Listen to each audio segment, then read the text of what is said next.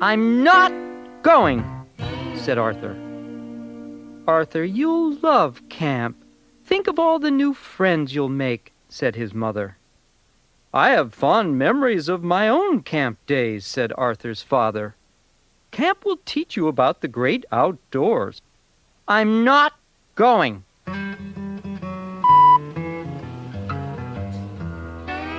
Arthur was at the camp bus stop the next morning. Buster was standing with a new kid.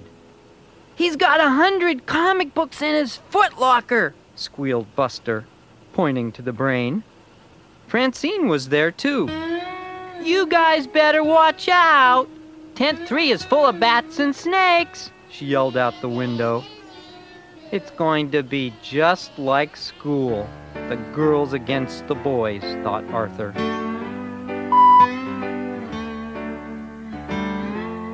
When the bus passed Camp Horsewater, even the girls stopped teasing. Look at those guys, said Buster. They're going to be in great shape for our scavenger hunt. No wonder they always win. That's no camp. That's a zoo, said Arthur. Dear Mom and Dad, I'm not at camp yet. I'm very homesick and I miss you very much. Please write soon. Love, Arthur. Things were different at Camp Meadowcroak. Well, at least for the girls.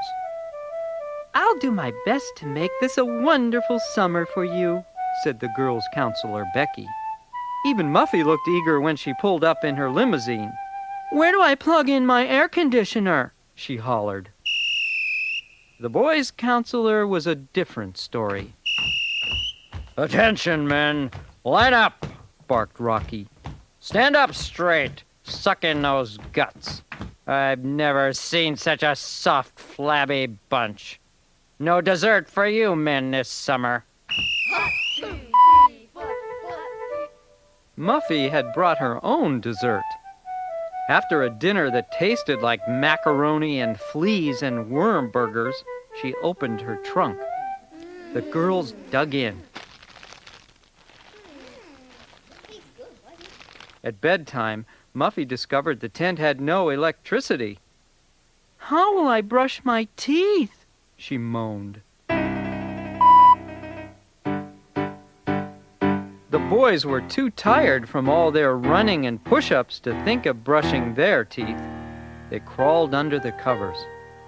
Ah! Arthur screamed. Amphibians, how fascinating, said the brain.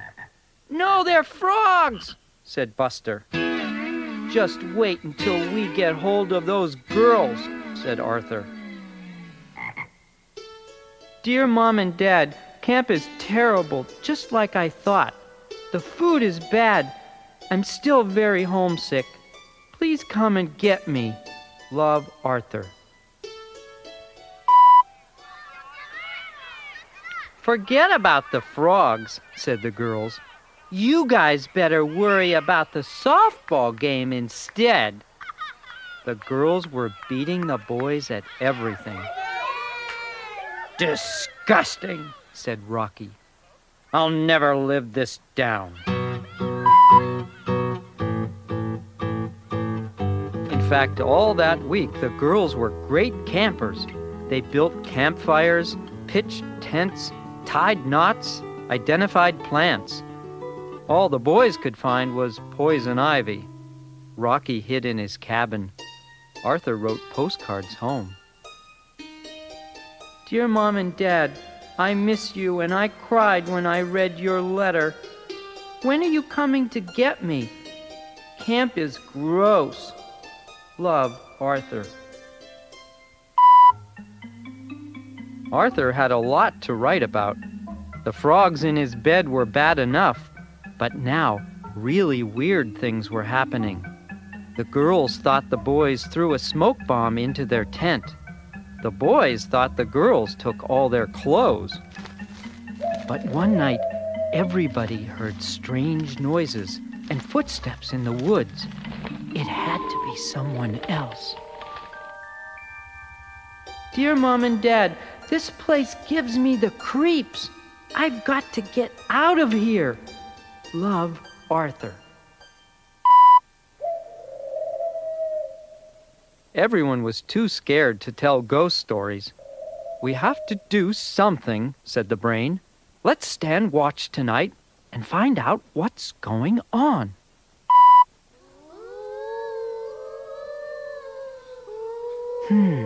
So that's it.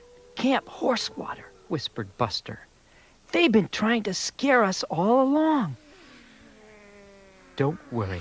We'll fix them tomorrow at the scavenger hunt, said the brain. I've got a plan. But we'll need the girls' help. Arthur had a plan, too. He decided to run away. Dear Mom and Dad, I decided not to wait for you to come and get me. I think I can remember how to get home. Love, Arthur.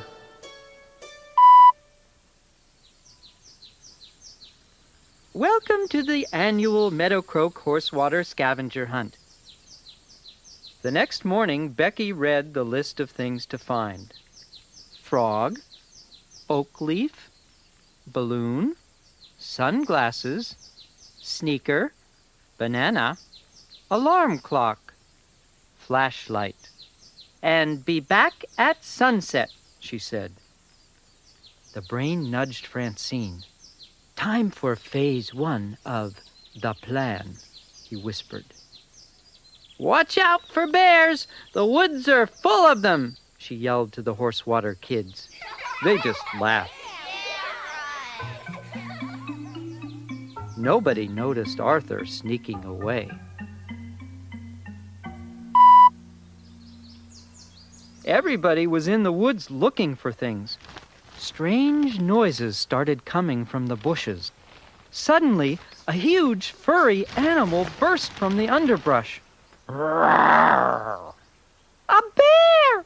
hollered Muffy and Buster and Francine, trying not to giggle.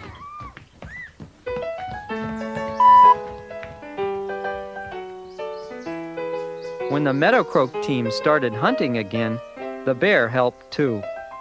How can you wear this coat, Muffy? The brain's voice floated out from the fur. It's so hot. It's never too hot for mink, Muffy grinned. Our plan really worked, but we still haven't found a flashlight. And has anyone seen Arthur? Said Buster. It doesn't matter if the Horsewater team never comes down from the trees. We can't win if we don't have everything, groaned Francine. Meanwhile, it was getting dark, and Arthur was lost. He heard strange noises. Were they footsteps? Arthur reached into his backpack for his flashlight. He snapped it on. A flashlight! We won! 3 cheers for Arthur! 3 cheers for Arthur! Dear Mom and Dad, the scavenger hunt was great. Camp is great. I want to come back next year. Love, Arthur.